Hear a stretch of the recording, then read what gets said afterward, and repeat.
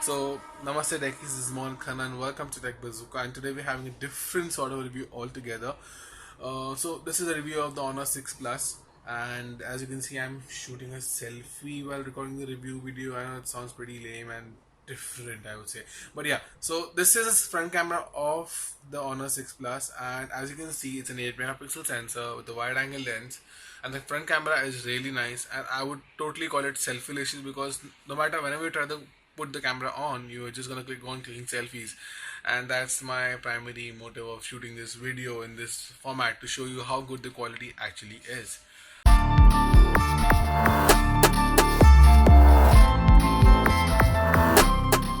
Coming to the overall looks and feel of the phone is, as I said, 5.5 inches with a 1080p display at the front. The display is pretty sharp, and I wouldn't say overly saturated. It's pretty normal. So if you see the design, it's more of reminiscent to the iPhone designs which we had earlier. Front glass, back glass with a side rental aluminum framing. Pretty normal and pretty repetitive as we've seen. So the phone seems pretty cool in that manner. Although the rear portion is prone to scratches a lot, so you need to put a scratch guard on it to support that thing. So that's gonna be a bit of a problem, but if you're gonna work that out, it's gonna be fine. So to the right we have the power lock and unlock button with the volume rockers. All these buttons are pretty fairly tactile, and they have a good feedback, so you're gonna enjoy using them. To the left hand side we have nothing. So now coming at the back of the phone, we have a 30 megapixel dual lens kit, as we've seen, somewhat reminiscent to the M8 and the new M9 Plus. We'll surely get to that in a few minutes. At the top we have the volume rockers, and there's something what appears to be an IR blaster, but I've tried to work things out. Let me just search things out and see what it actually works as. But as I've tried using various other applications, it doesn't work as a remote control, so that's pretty strange. At the bottom we have the charging and data syncing port, and that's about it about the demographics of the phone.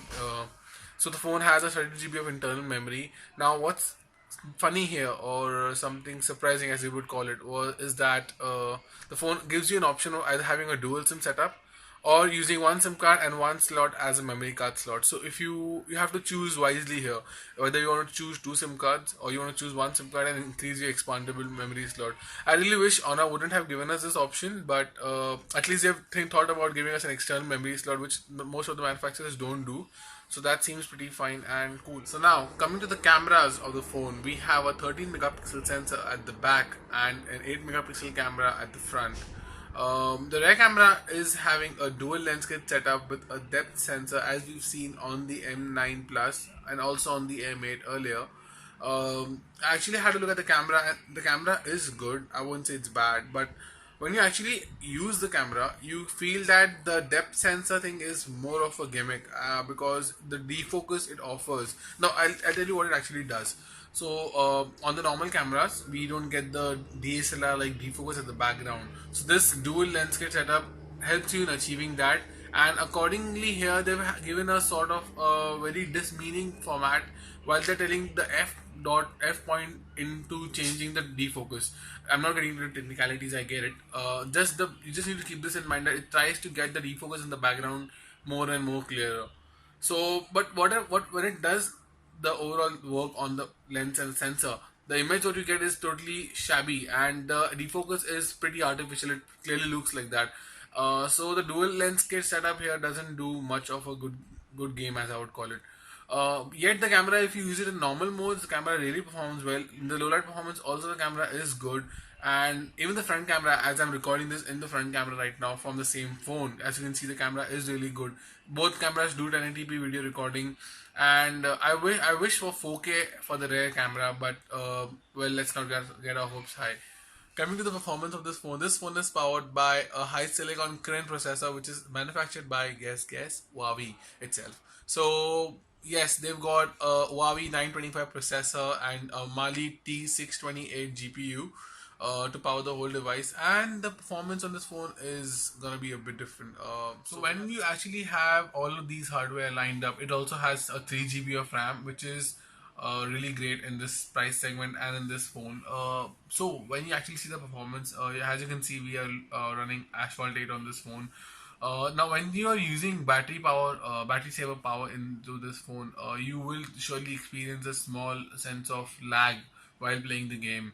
But when you switch into total non-battery saver mode, you will see the performance increases tremendously, and the phone is smooth to perform. It runs fast, and whenever we for the overall time we use the phone, we didn't experience any sort of lag or jitter. So the phone performed considerably well, and it was good.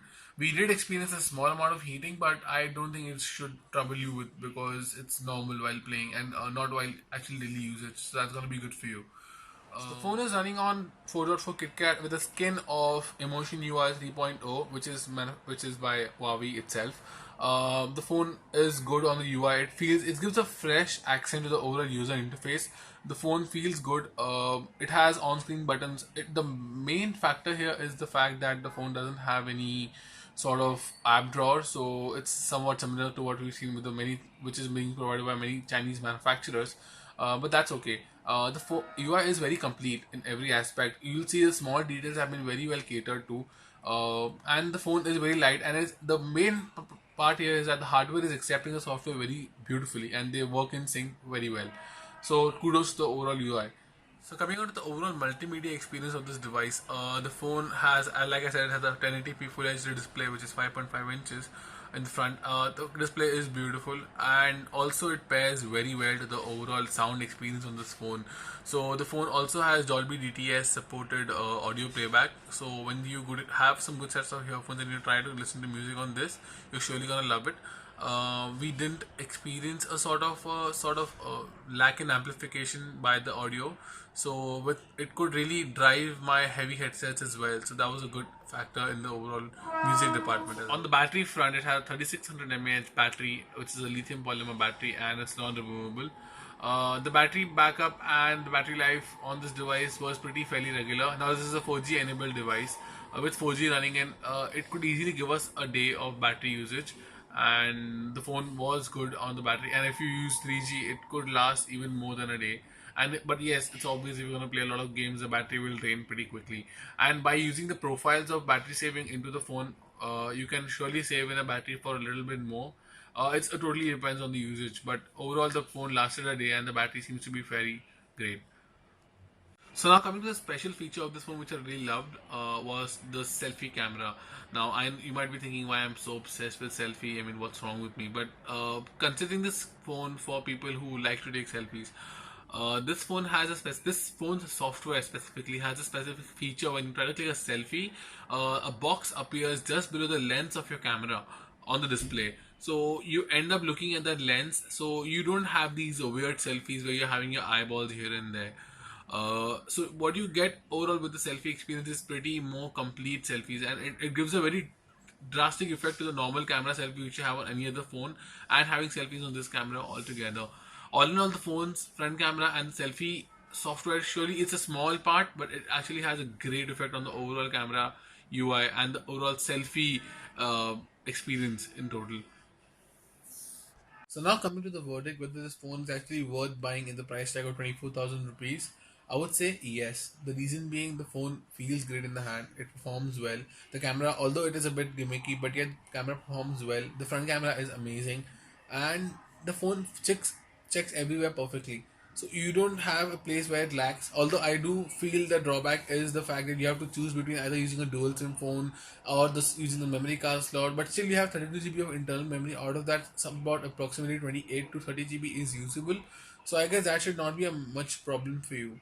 And the phone surely looks premium, and it surely feels like it belongs in that price bracket.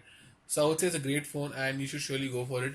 If you're confused between the Honor 6 Plus and the Asus Zenfone 2 and various other phones in that price range, stay tuned. We have a video coming for the overall comparison. Thank you for watching this video. Hope you like it. Please just hit like and subscribe. It really helps. Have a great day ahead. Goodbye.